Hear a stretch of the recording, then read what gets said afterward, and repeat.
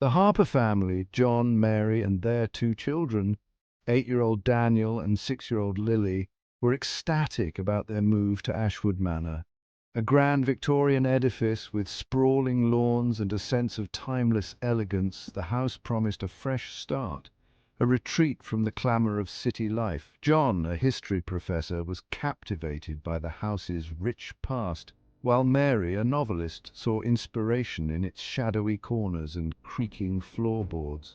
Little did they know, beneath the veneer of antiquated charm lurked a secret, a forgotten sorrow that whispered through the halls.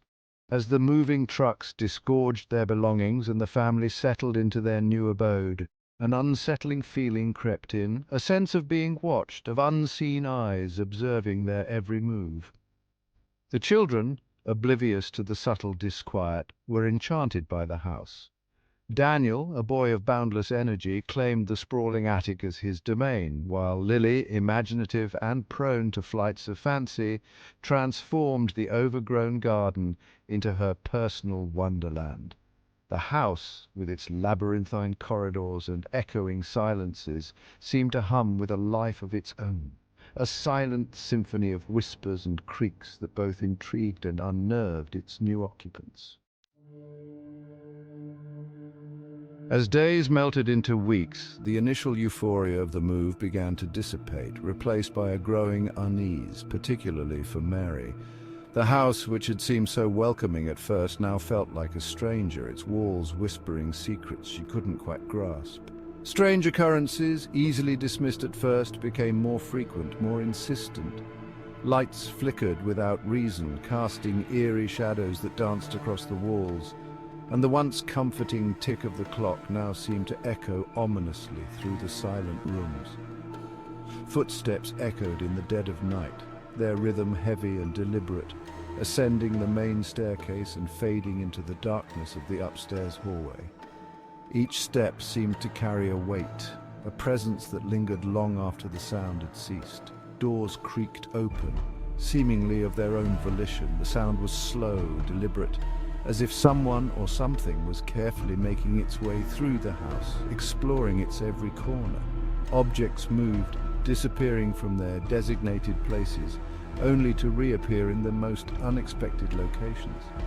A book left on the coffee table would be found on the kitchen counter. A set of keys would vanish, only to turn up in a child's toy box. The air grew heavy, thick with an oppressive silence that seemed to pulsate with unvoiced words, unspoken secrets. It was as if the house itself was holding its breath, waiting for something to happen.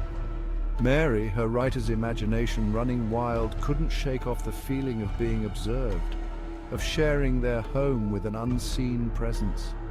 Every creak, every whisper of the wind seemed to carry a hidden message, a warning she couldn't decipher.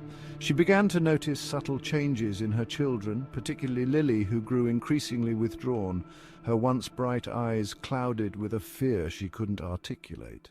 The lively chatter and laughter that once filled the house were replaced by an uneasy silence.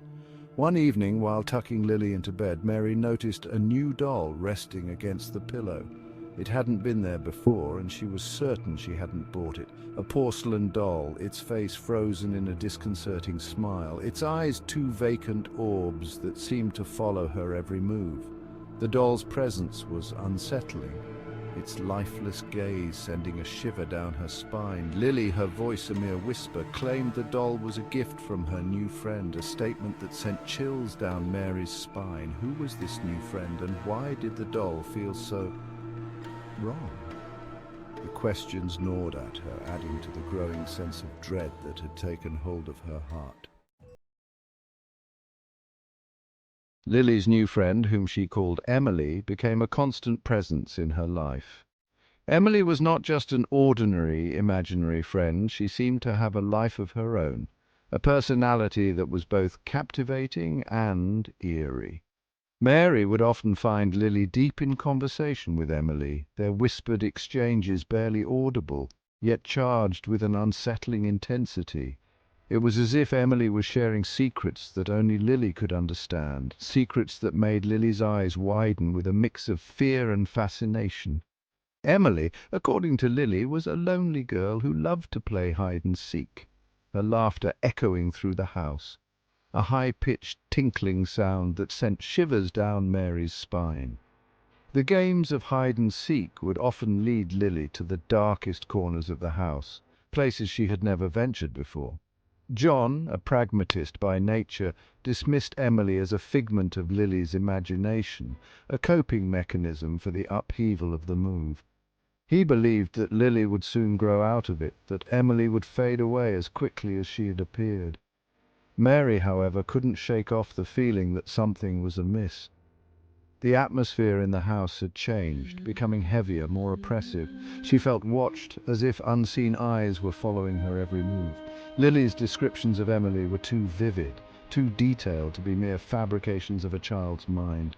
She spoke of Emily's long, dark hair, her old-fashioned dress, and the way she would sometimes cry when she thought no one was listening. The unsettling events continued to escalate.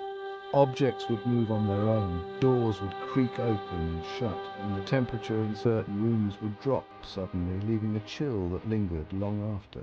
One evening, while having dinner, the family heard a loud crash from the attic. The sound was so sudden and violent that it made their hearts race and their hands tremble. Rushing upstairs, they found Daniel cowering in a corner, his face pale, his eyes wide with terror.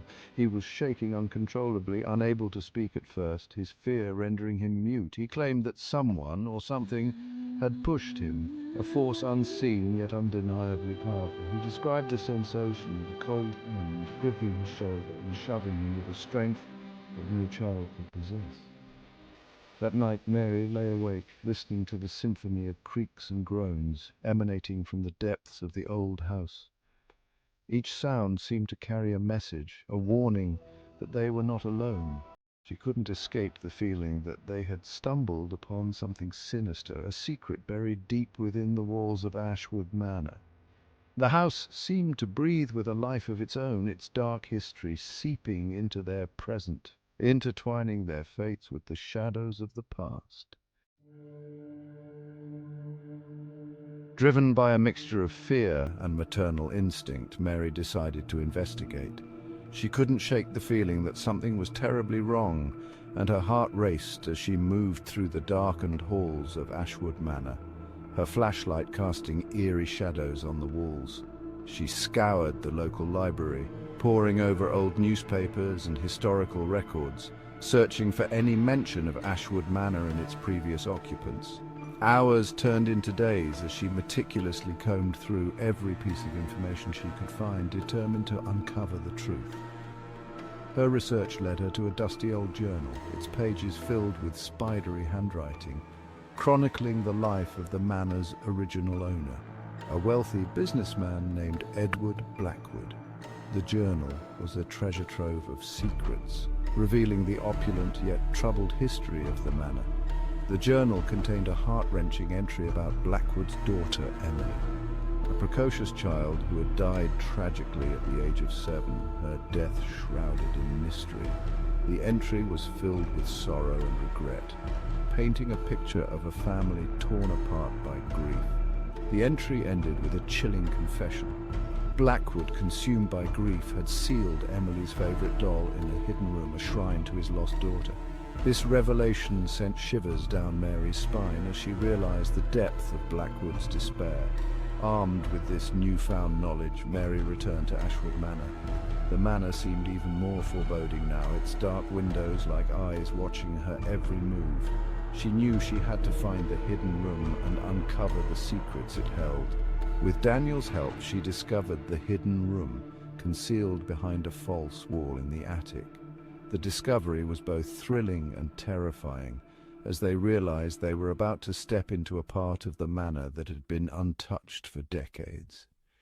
Inside, they found a small, dusty room, its walls adorned with faded wallpaper, and its floor covered in a thick layer of dust. The air was thick with the scent of decay, and every step they took stirred up clouds of dust that danced in the beam of their flashlight. In the center of the room stood a small table, upon which rested a porcelain doll, its face frozen in a disconcerting smile, its eyes two vacant orbs that seemed to follow their every move. The doll was eerily lifelike, and its presence filled the room with an unsettling energy. It was the same doll that Lily claimed Emily had given her. The realization hit Mary like a ton of bricks, and she felt a chill run down her spine. The connection between the past and the present was undeniable, and she knew that the secrets of Ashwood Manor were far from being fully uncovered.